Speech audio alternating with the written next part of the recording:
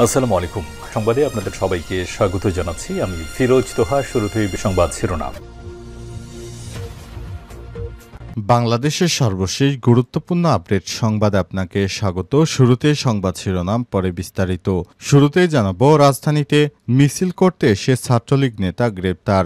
রাজধানীর পল্লবী থেকে টাঙ্গাইল সরকারি সাদত কলেজ, করটিয়া টাঙ্গাইল কলেজ শাখার নিষিদ্ধ ঘোষিত ছাত্রলীগের সাধারণ সম্পাদক নুরু মিয়া আনসারি ৪০কে গ্রেপ্তার করেছে ঢাকা মহানগর গোয়েন্দা পুলিশ ডিএমপি।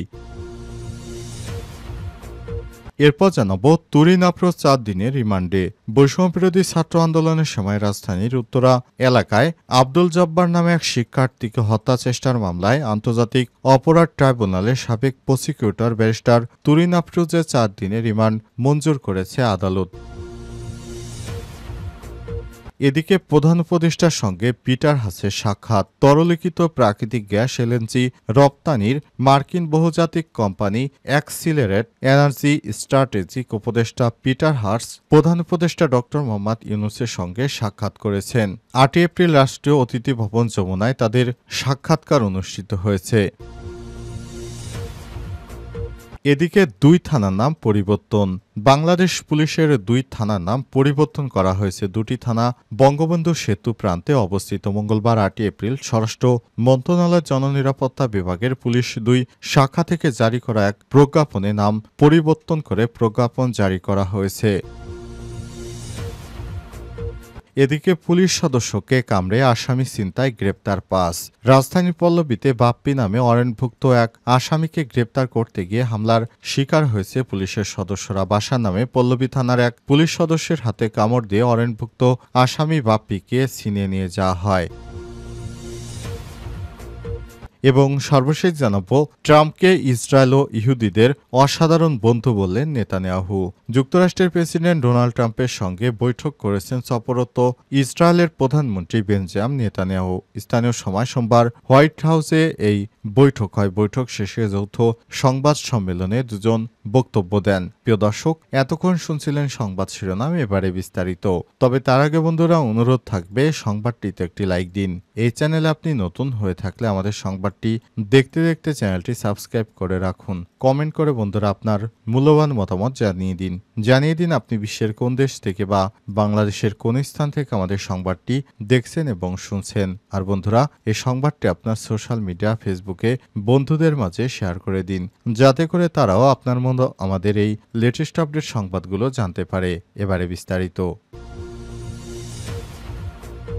রাজধানীতে মিছিল করতে এসে ছাত্রলীগ নেতা গ্রেপ্তার। রাজধানীর পল্লবী থেকে টাঙ্গাইলের সরকারি সাদত কলেজ, করটিয়া টাঙ্গাইল কলেজ শাখার নিষিদ্ধ ছাত্রলীগের সাধারণ সম্পাদক নুর মিয়া আনসারি ৪০কে গ্রেপ্তার করেছে ঢাকা মহানগর গোয়েন্দা পুলিশ ডিএমপি। মঙ্গলবার ৮ এপ্রিল ডিএমপির মিডিয়া ও পাবলিক রিলেশনস বিভাগের উপ police commissioner DC Mohammad Talebur Rahman এই তথ্য নিশ্চিত করেছেন। তিনি জানান, আজ বিকেলে গোপন সংবাদের ভিত্তিতে ডিবি মিরপুর বিভাগের একটি দল পল্লবী এলাকায় অভিযান চালিয়ে নুর মিয়া আনসারিকে গ্রেপ্তার করে। তিনি টাঙ্গাইলের সরকারি সাদত কলেজ, করটিয়া ও টাঙ্গাইল কলেজ শাখার নিষিদ্ধ ঘোষিত ছাত্রলীগের সাধারণ সম্পাদক ও জেলা যুবলীগের প্রস্তাবিত কমিটির সম্পাদক। তিনি আরও জানান, গ্রেপ্তারের পর জিজ্ঞাসাবাদে তিনি ঢাকা মহানগরীর আওয়ামী লীগের ঝটিকা মিছিলে অংশগ্রহণ করতে এসেছিলেন বলে স্বীকার করেছেন। উল্লেখ্য, নুর মিয়া আনসারির নামে টাঙ্গাইল জেলা বৈষম্যবিরোধী আন্দোলনের ঘটনায় একাধিক মামলা রয়েছে বলে জানা গেছে।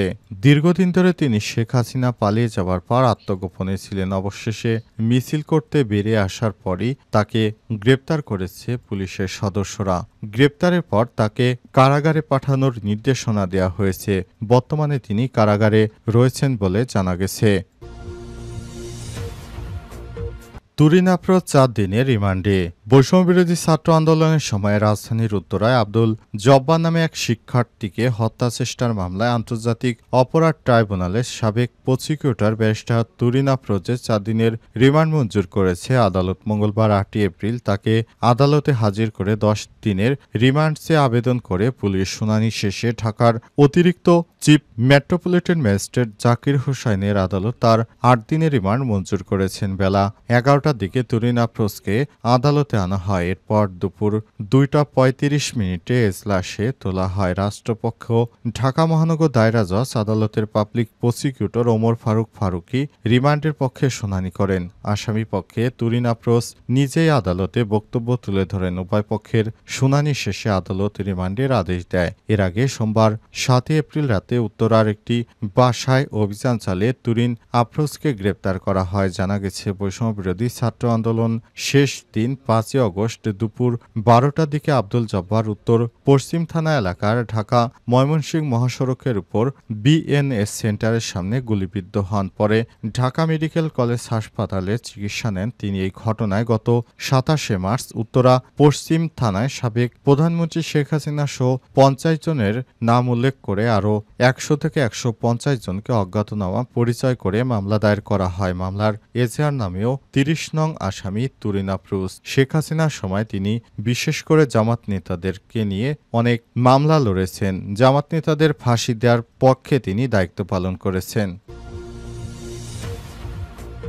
প্রধান উপদেষ্টার সঙ্গে পিটার হাসের সাক্ষাৎকার। তরলীকৃত প্রাকৃতিক গ্যাস এলএনজি রপ্তানিতে মার্কিন বহুজাতিক কোম্পানি অ্যাক্সিলারেট এনার্জি স্ট্র্যাটেজিক উপদেষ্টা পিটার হাস প্রধান উপদেষ্টা ড ইউনূসের সঙ্গে সাক্ষাৎ করেছেন। মঙ্গলবার ৮ এপ্রিল রাষ্ট্রীয় অতিথি ভবন যমুনায় তাদের এই সাক্ষাৎকার অনুষ্ঠিত হয়েছে বলে জানিয়েছেন প্রধান উপদেষ্টার প্রেস উইং। তবে বৈঠকে তাদের মধ্যে কী বিষয়ে আলোচনা হয়েছে তা এখনও জানা যায়নি। ২০২৪ সালের ২৭শে সেপ্টেম্বর যুক্তরাষ্ট্রের ফরেন সার্ভিস থেকে অবসরে যান পিটার হাস। এরপর অ্যাক্সিলারেট এনার্জি স্ট্র্যাটেজিক উপদেষ্টার পদে যোগ দেন তিনি। উল্লেখ্য, অ্যাক্সিলারেট এনার্জি যুক্তরাষ্ট্রের টেক্সাসের উডল্যান্ডে অবস্থিত বিশ্বের অন্যতম বৃহৎ এলএনজি সরবরাহকারী প্রতিষ্ঠান। এলএনজি সরবরাহের পাশাপাশি এলএনজি রূপান্তরের ভাসমান টার্মিনাল অবকাঠামো উন্নয়নে কাজ করে তারা। বাংলাদেশ ছাড়াও আরব আমিরাত, যুক্তরাজ্য, ব্রাজিল, আর্জেন্টিনা, ফিলিপাইন, সিঙ্গাপুর সহ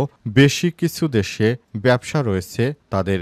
অধ্যাপক ড মোহাম্মদ ইউনূসের সঙ্গে তিনি এর আগেও সাক্ষাৎ করেছেন। আবার তিনি অন্তর্বর্তীকালীন সরকারের প্রধান উপদেষ্টার সঙ্গে সাক্ষাৎ করলেন। সেখানে অন্তর্বর্তীকালীন সরকার এবং পিটার হাসকে ছবিতে বেশ হাস্যোজ্জ্বল অবস্থায় দেখা গেছে। তারা একে অপরের সঙ্গে মিলেমিশে বসবাস, বাংলাদেশকে একটি স্থিতিশীল পর্যায়ে এবং যুক্তরাষ্ট্র থেকে বাংলাদেশকে কোনোভাবে সহায়তা করা যায় কিনা ইত্যাদি বিষয় নিয়ে অন্তর্বর্তীকালীন সরকারের প্রধান উপদেষ্টা অধ্যাপক ড মোহাম্মদ ইউনূস আলাপ আলোচনা করেছেন। ২ থানার নাম পরিবর্তন। বাংলাদেশ পুলিশের ২টি থানার নাম পরিবর্তন করা হয়েছে। ২টি থানা বঙ্গবন্ধু সেতু প্রান্তে অবস্থিত। মঙ্গলবার ৮ এপ্রিল স্বরাষ্ট্র মন্ত্রণালয়ের জননিরাপত্তা বিভাগ পুলিশ ২ শাখা থেকে জারি করা এক প্রজ্ঞাপনে নাম পরিবর্তনে প্রজ্ঞাপন জারি করা হয়েছে। প্রজ্ঞাপনে সই করেছেন সিনিয়র সহকারী সচিব তৌসিফ আহমেদ। যে ২টি থানা নাম পরিবর্তন করা হলো: টাঙ্গাইল জেলা পুলিশের বঙ্গবন্ধু সেতু পূর্ব থানা নাম পরিবর্তন করে রাখা হয়েছে যমুনা সেতু পূর্ব থানা এবং সিরাজগঞ্জ জেলা পুলিশের বঙ্গবন্ধু সেতু পশ্চিম থানার নাম পরিবর্তন করে রাখা হয়েছে যমুনা সেতু পশ্চিম থানা। এর আগে ২৬শে ফেব্রুয়ারি বঙ্গবন্ধু সেতুর নাম পরিবর্তন করে সরকার। বঙ্গবন্ধু সেতুর আনুষ্ঠানিক নাম রাখা হয়েছে যমুনা সেতু। উল্লেখ্য, এর আগে যমুনা সেতু বা বঙ্গবন্ধু সেতু নামে উল্লেখিত ছিল যমুনা সেতু, কিন্তু এখন থেকে বঙ্গবন্ধুর নাম বাদ দিয়ে সেতুটির নামকরণ করা হয়েছে যমুনা সেতু। আর এই যমুনা সেতুর নাম পরিবর্তন করার পরই এই থানাগুলোর নাম পরিবর্তনের সিদ্ধান্ত নেয় সরকার। তারই ধারাবাহিকতায় এবার থানাগুলোরও নাম পরিবর্তন করেছে সরকার এবং এই থানা দুটির নতুন নামকরণ করার বিষয়টি নিশ্চিত করেছেন স্বরাষ্ট্র উপদেষ্টা লেফটেন্যান্ট জেনারেল জাহাঙ্গীর আলম চৌধুরী।